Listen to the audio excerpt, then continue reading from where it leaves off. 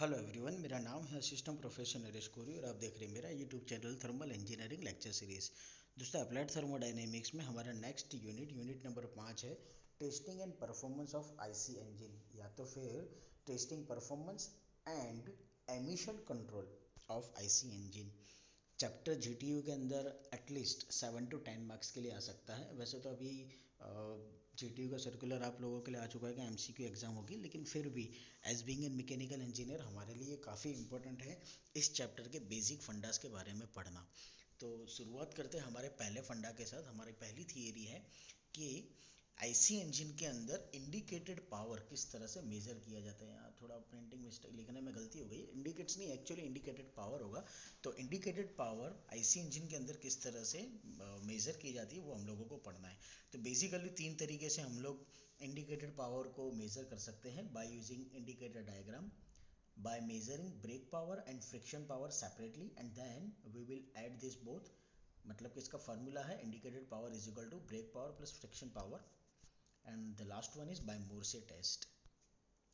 Indicator diagram की वजह से आप लोग किस तरह से इंडिकेटेड पावर को फाइंड आउट कर सकते हो।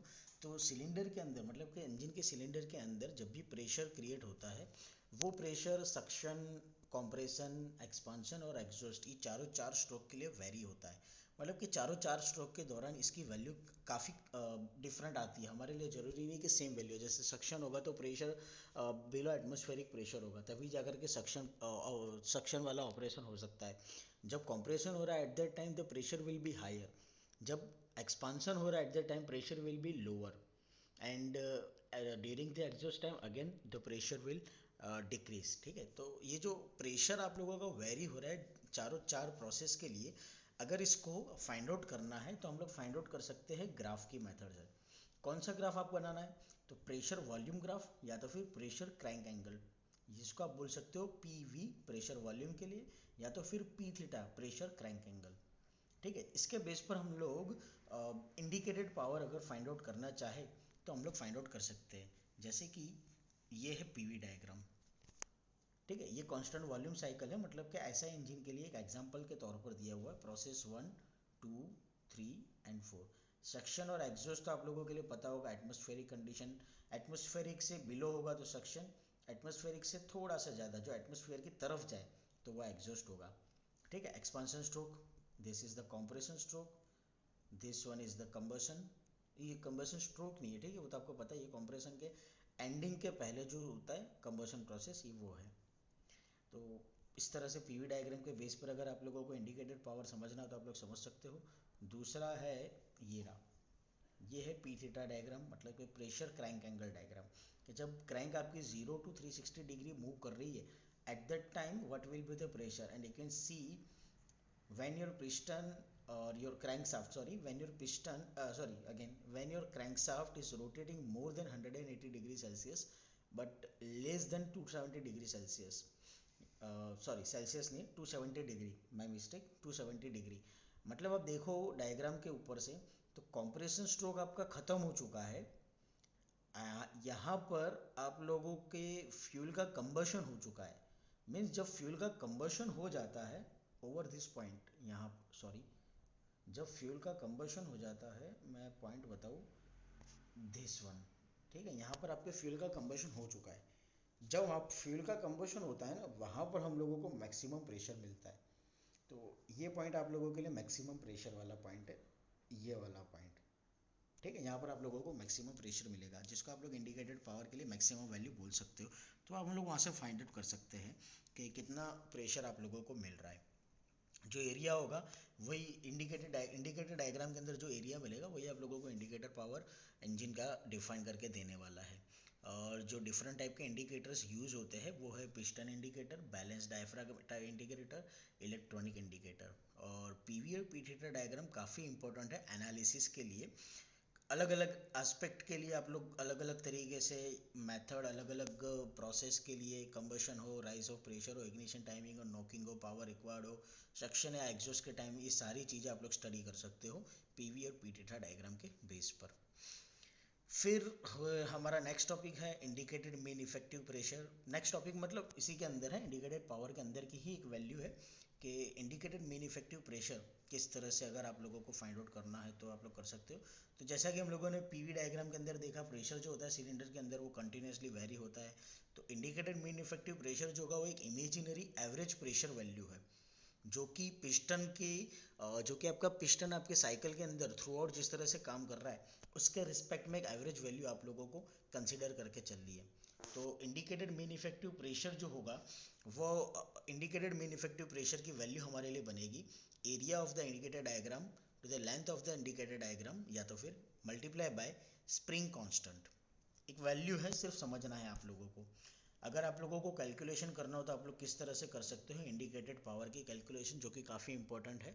वैसा तो इंडिकेटेड पावर की कैलकुलेशन के लिए आप लोगों को मोर्से टेस्ट पूछा जाता है, जो कि हमारा नेक्स्ट टॉपिक है, वो आप लोगों को बताता हूँ। तो सबसे पहले हम लोग ये समझ लेते हैं। तो इंडिकेटेड पावर के लिए सिंबल है PIM, मतलब कि इंडिकेटेड मीन इफेक्टिव प्रेशर, जिसकी वैल्यू होगी न्यूटन पर मीटर स्क्वायर के रिस्पेक्ट में। एरिया होगा सिलेंडर का π/4d²। ठीक है, ये पी थीटा डायग्राम था जो मैंने समझाया आपको।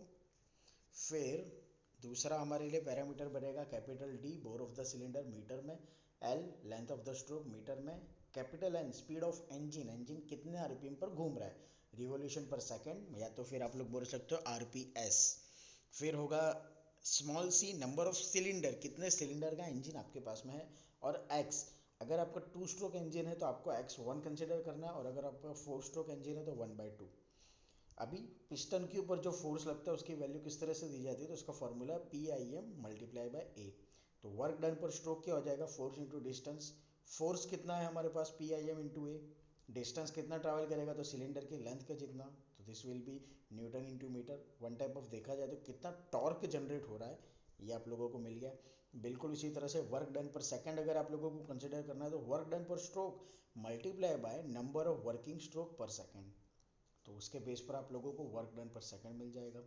तो इंडिकेटेड पावर क्या होगा, इंडिकेटेड पावर ये हो जाएगा mean effective pressure multiply by length of the cylinder multiply by area of the cylinder multiply by RPS revolution per second of the crankshaft multiply by x multiply by c number of cylinder, joule per second में आप लोगों को indicated power मिलेगा। ये एक standard formula है सारे के सारे जो आप लोगों को याद रखना है। इसी के बेस पर एक और मेथड है इंडिकेटेड पावर को मेज़र करने के लिए, जिसको बोला जाता है मोर्से टेस्ट। अभी मोर्से टेस्ट जो है वो जनरली मल्टी सिलेंडर इंजन के लिए यूज़ किया जाता है, मेथड का यूज़ किया जाता है मल्टी सिलेंडर इंजन के लिए। अगर आप लोग सिंगल सिलेंडर इंजन के लिए मोर्से टेस्ट का यूज़ करने जाओगे तो ये यूज़ ही नहीं हो सकता है, वो बेसिकली आप लोगों को मल्टी सिलेंडर इंजन के लिए ही यूज़ करना है। ठीक है, और दूसरी चीज़, multi cylinder engine power developed in any one cylinder is cut off and output power brake power is measure. Consider ये करना है हम लोगों को मोर्से टेस्ट के लिए कि कोई भी एक सिलेंडर का जो होगा इंडिकेटेड पावर उसको हम लोगों को कट ऑफ मतलब कि ज़ीरो कंसिडर करके चलना है कि वहाँ पर कोई पावर जनरेट नहीं हो रहा है।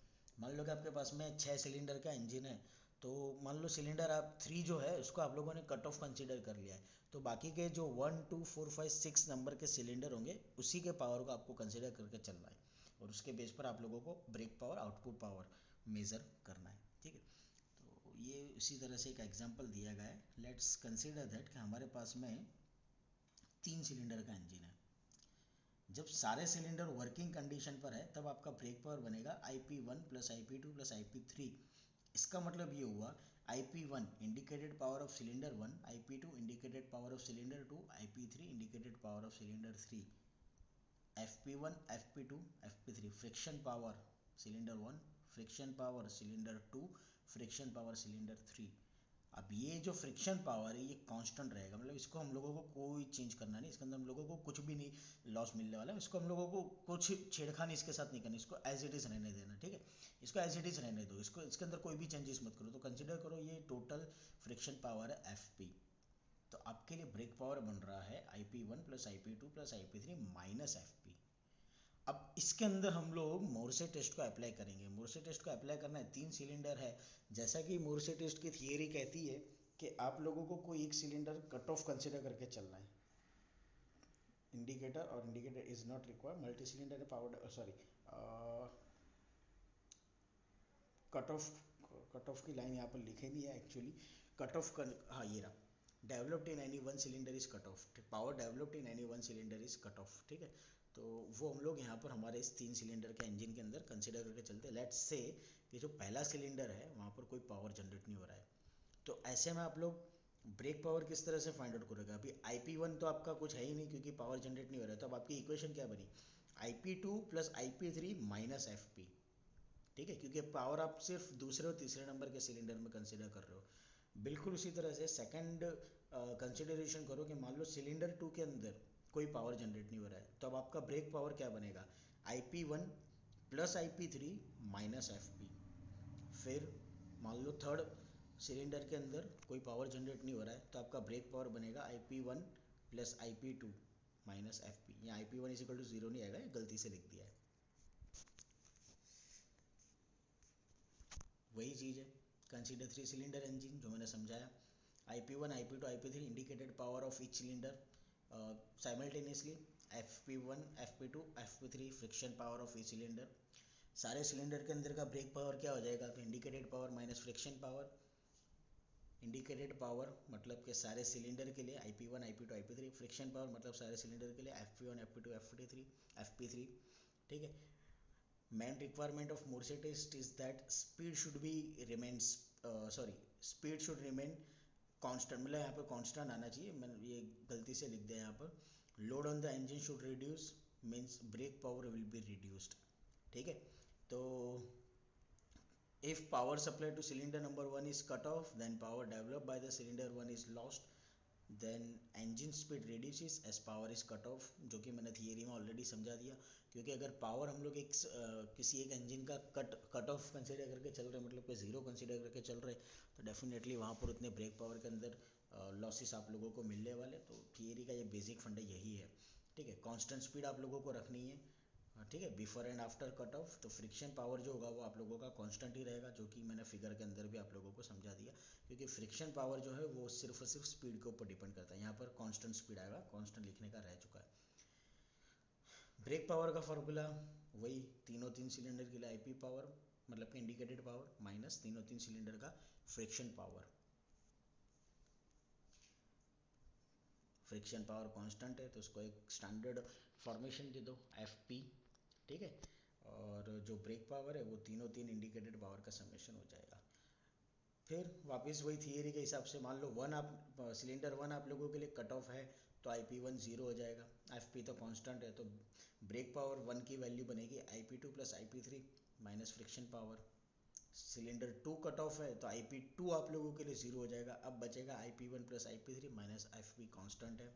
और सिलेंडर 3 अगर 0 है तो IP1 और IP2 आप लोगों को मिलेगा, मतलब कि पहले और दूसरे नंबर के सिलेंडर में आप लोगों को इंडिकेटेड पावर मिलेगा और friction power will be constant.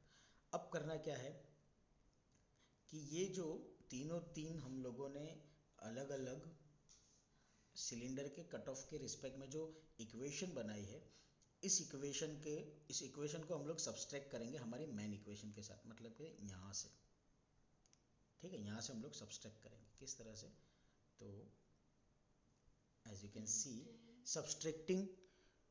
Subtracting equation 3 from equation 2, ठीक है। जो लेफ्ट साइड वाले पोर्शन है उसको सब्सट्रैक्ट करो और जो राइट साइड वाले पोर्शन है उसको सब्सट्रैक्ट करना है हम लोगों को।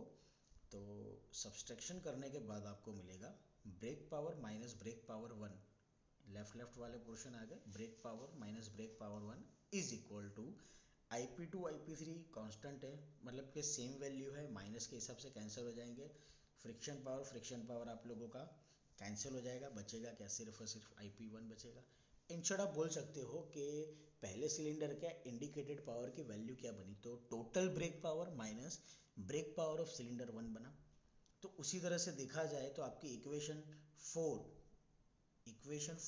और इक्वेशन 5 के लिए, मतलब कि इंडिकेटेड पावर 2 और इंडिकेटेड पावर 3 के लिए वैल्यू क्या बनेगी, तो इंडिकेटेड पावर अगर 2 है,